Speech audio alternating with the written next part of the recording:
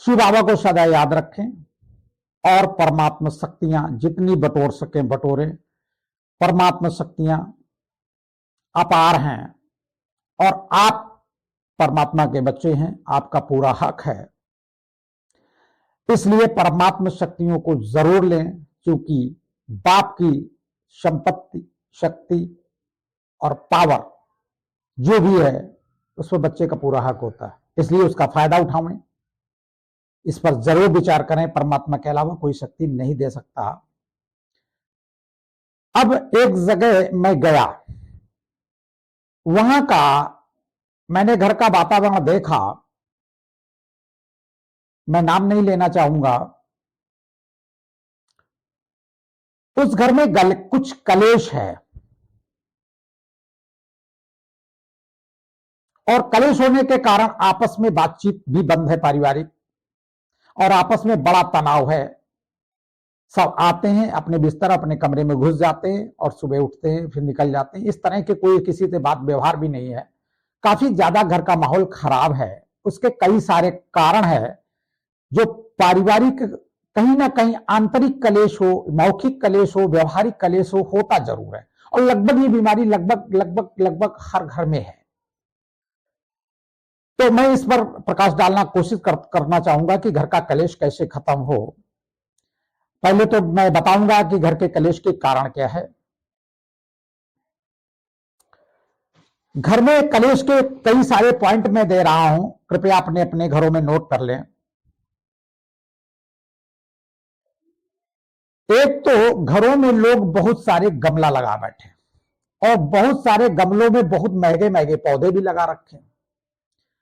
अब गमले बढ़ते जा रहे हैं, पौधे बढ़ते जा रहे हैं। अब पौधे जब बढ़ेंगे तो उनमें पानी की जरूरत पड़ेगी, गमलों की साफ सफाई की जरूरत पड़ेगी, गमलों में कीड़े मकोड़ों को देखना पड़ेगा, पत्ती को कोई कीड़े मकोड़े तो नहीं पनप रहे हैं। गमले को रंगाई पुताई भी करनी पड़ेगी और तमाम सारे गमले एक साथ रखे होते तो बीच की सफाई भी करनी पड़ती। दो गमलों के बीच में सफाई है। और जिन जिन जमीन, कहीं कहीं जमीन पर भी गमले रखें तो वहां जमीन दागी हो जाती है, उस पर भी ध्यान देना पड़ता है। जहां कहीं बंदर आते हैं तो बंदर गमलों को तोड़ देते हैं या उनकी पत्तियों को खा जाते हैं या पौधे तोड़ देते हैं। तो ऐसी स्थिति में घर के सदस्यों को इतनी सारी जिम्मेदारी एक गमलों के कारण दी गई। और घर में बच्चे या कोई ऐसा इंटरेस्टेड नहीं होता है कि पौधों को लगाए। भाई समझ लीजिए घर के गार्जियन पौधे लाए और घर की महिला ने उसको सजाया। अब सारा दिन महिला और गार्जियन तो रह नहीं पाएंगे, कहीं इधर उधर भी जाएंगे। अब ऐसी स्थिति में बंदर आए या कुछ भी हो गया घटना और गमले डैमेज हो गए। अब वो घर आए, मानसिक स्थिति उनकी खराब हो गई। इतने प्यार से पाला पोषा पौधे को, पौधा टूट गया या गमला टूट गया, 100 रुपया गमला आता है वगैरह, तमाम सारे खर्चे दिखने लगे। क्या हुआ, मन की स्थिति खराब हो गई। अब क्या हुआ, वो घर में बड़बड़ाना शुरू किया, पूरे घर ने सुना और सब लोगों ने सुना अनसुना कर दिया। इसके बाद फिर पुनरावृत्ति हुई उस चीज की। तो ऐसी स्थिति में गमलों की सफाई और गमलों की व्यवस्था में एक बहुत बड़ा काम होता है। गमले जरूरी नहीं सबको, पूरे घर को पसंद हो सकता है आपको ही पसंद हो। एक बार मैं मॉर्निंग वॉक कर रहा था तो एक पोस्ट ऑफिस के अधिकारी मेरे साथ मॉर्निंग वॉक कर रहे थे और बात करते करते, और मैंने कहा देखो यहां पर पार्क में कितने अच्छे फूल हैं। बोले फूल तो भैया हमारे यहां भी हमने गमले लगा रखे, लेकिन बच्चे पानी ही नहीं डालते, उस पर बहुत झगड़ा होता है, बहुत परेशान होते हैं। अब यहां से जाके हम 2 घंटे पानी डालेंगे, गमलों की निराई करेंगे, ये करेंगे वो करेंगे, ऑफिस के लिए लेट हो जाते हैं।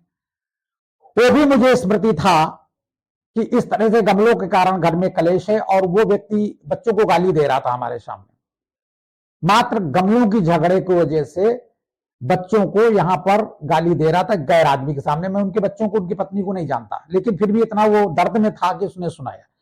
अब गमलों की शौक आपको है और आप इतनी व्यवस्था कर नहीं पा रहे हैं, आपके पास टाइम नहीं, घर की जिम्मेदारियां ज्यादा हैं, तो पहली बात गमला रखने की आवश्यकता क्या, ध्यान रखें।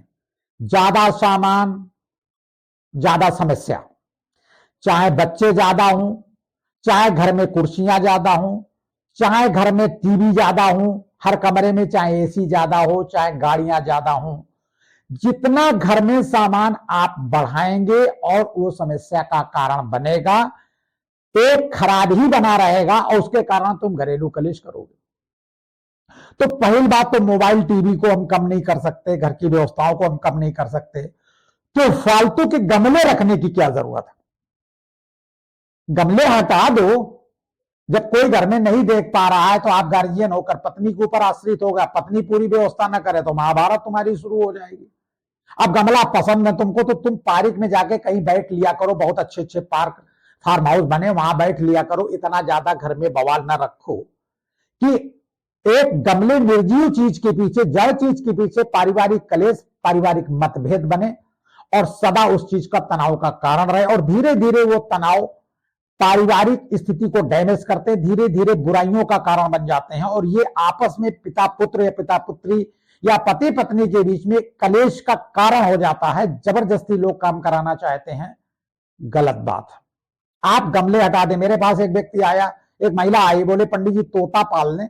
हमें क्यों पाल लो, बच्चे नहीं है, घर में काम नहीं, कहा काम तो बहुत है। तो हमने कहा तोता काम और बढ़ जाएगा, क्यों पाल लो जबरदस्ती में। आप जबरदस्ती में काम ज्यादा क्यों बढ़ा रहे हैं, ज्यादा सामान की व्यवस्था क्यों कर रहे हैं?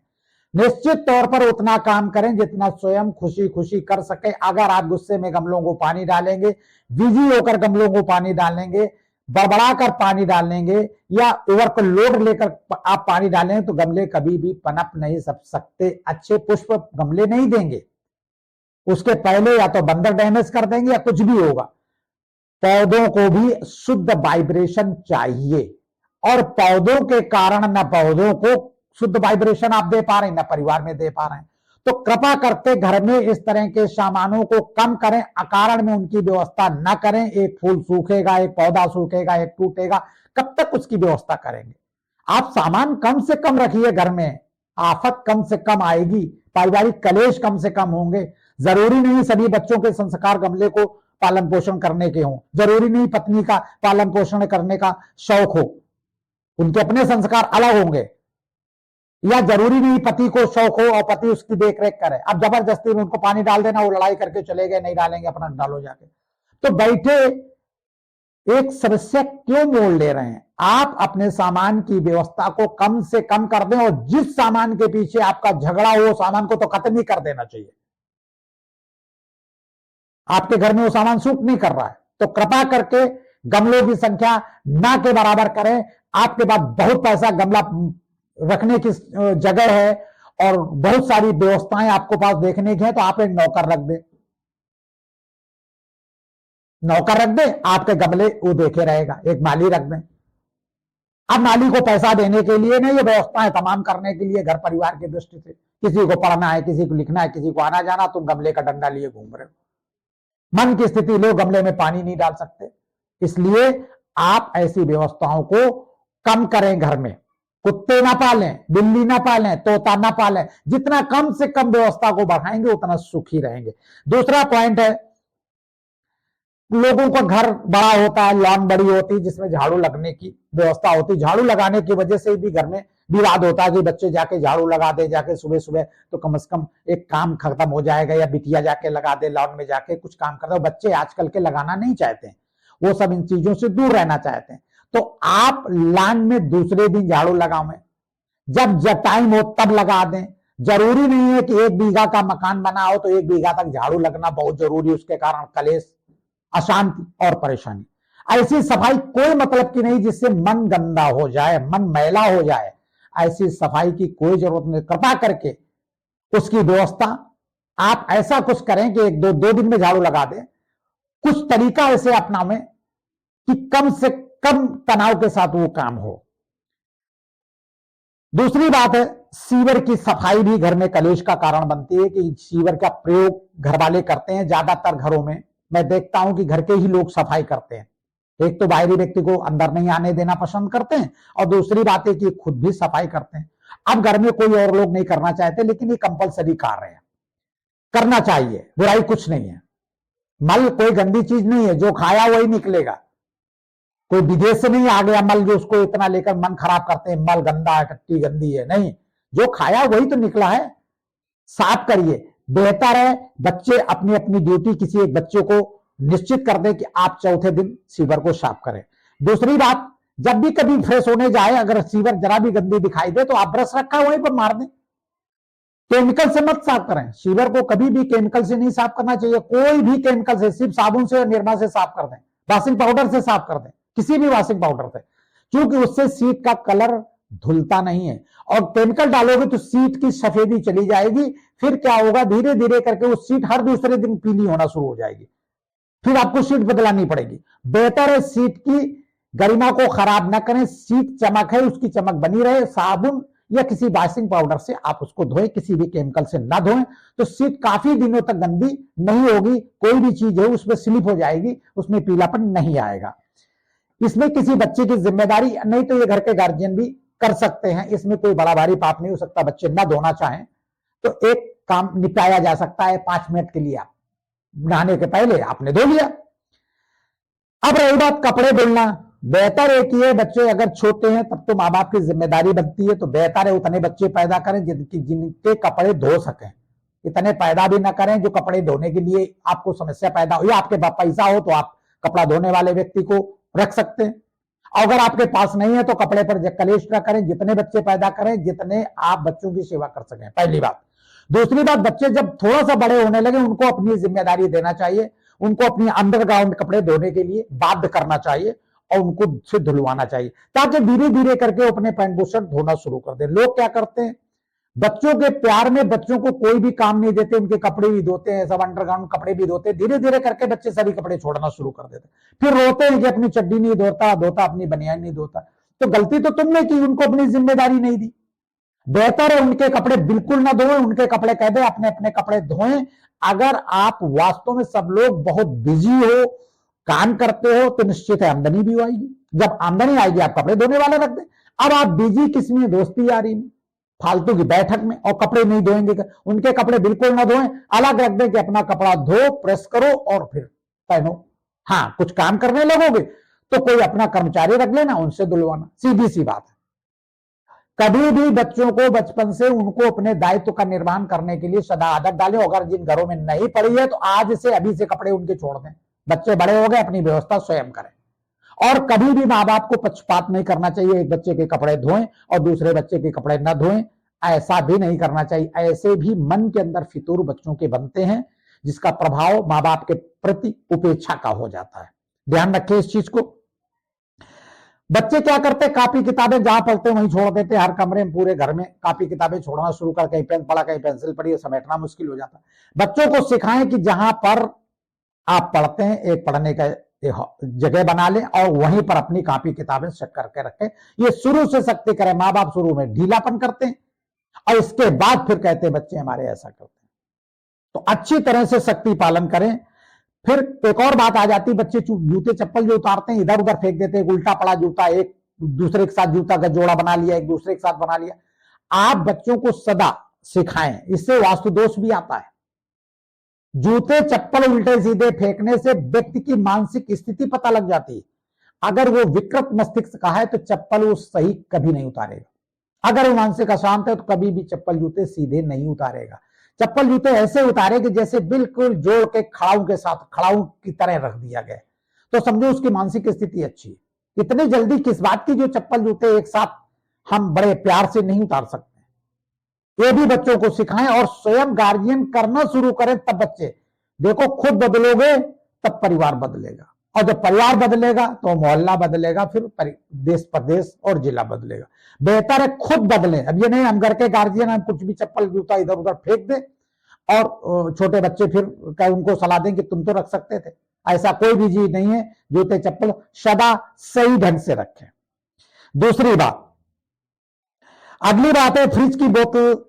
बच्चे आजकल पीते हैं, आधी बोतल पिया उसी में छोड़ दिया, जूठी करके रख देते हैं, या बोतल खाली, फ्रिज देखा फ्रिज में खाली बोतल लगी और फिर फ्रिज को बंद कर दिया और चले गए घर से बाहर। मतलब पानी भर के नहीं रख सकते, तो बेहतर है कि पानी को गिलास में डालकर पिए और बोतल को भरकर रखें। ये घर का नियम बना लें। हम देखते हैं कि बच्चे सिर्फ पानी पीने के लिए तैयार रहते हैं, पानी भरने के लिए नहीं तैयार रखते। तो आप उनको अपनी ड्यूटी समझाएं। अगर वो ऐसा काम नहीं करेगा, कल उनकी पत्नी आएगी तो सब करना शुरू कर देंगे। बेहतर है पत्नी जब कराए तो रोए नहीं, कुछ तो सिखा दो उनको कि अकेले कहीं बाहर पढ़ोगे, कुछ भी करोगे, तब पानी बोतल कौन भर के रखेगा। आज के समय में कोई किसी का नौकर नहीं है। आप स्वयं भर के रखने की उसकी आदत डालें। माँ बाप वही रोते हैं जो अपने बच्चों को फूल की तरह पाला है और बाप को रोते हैं कुछ काम नहीं करता। इस पर भी ध्यान दें। बहुत लोगों को देखा है कि कितना भी अच्छा सा घर बना है, बैठे बैठे वहीं से कुल्ला कर देते हैं, पानी भरा और वहीं से थूक देते हैं। अब आप सोचिए कि अगर घर का गार्जियन वहीं से पानी थूकेगा तो घर में अगर 4 सदस्य होंगे और इसी तरह से सभी बच्चे थूकना शुरू कर दें, आप क्या रोक पाएंगे? ठीक है, आपका स्वास्थ्य हो सकता है अस्वस्थ हो, तो एक घर में बगल में बिस्तर के पास पात्र रखें, उसमें पानी थूके तो कम से कम घर की जो महिला है वो उठा के डाल। ये कौन सा तरीका है कि बिस्तर से आपने पानी लिया और पूरे घर में कहीं भी जिस तरह मुंह कर दिया और आपने थूक दिया। अब घर के गार्जियन अगर आप इस तरह से काम करोगे तो घर के सभी बच्चे करना शुरू कर देंगे। कल जरा से अस्वस्थता हुई तो वो भी शुरू कर देंगे। ऐसी स्थिति में घर का माहौल खराब होता है। इसलिए घर के गार्जियन को बहुत सावधानी पूर्वक चलना है। कोई भी ऐसा कार्य न करें जो बच्चे गार्जियन को देखकर स्वयं करें, क्योंकि बच्चे गार्जियन 11 बजे रात तक फोन चलाएगा और बच्चों को मना करेगा, गलत बात है। आप भी बंद करें, 9 बजे के बाद, आप 9:30 बजे के बाद बंद कर दो, सब लोग अपने अपने मोबाइल बंद कर दो। अब आप देखना चाहते हो और बच्चे न देखें, ये कहां का तरीका। खुद त्याग करना पड़ेगा तब बच्चे त्याग की भाषा को समझेंगे। इस पर भी ध्यान देने की जरूरत है। भी कलेश का कारण आज नहीं तो कल बनेगा और कल नहीं तो परसों बनेगा।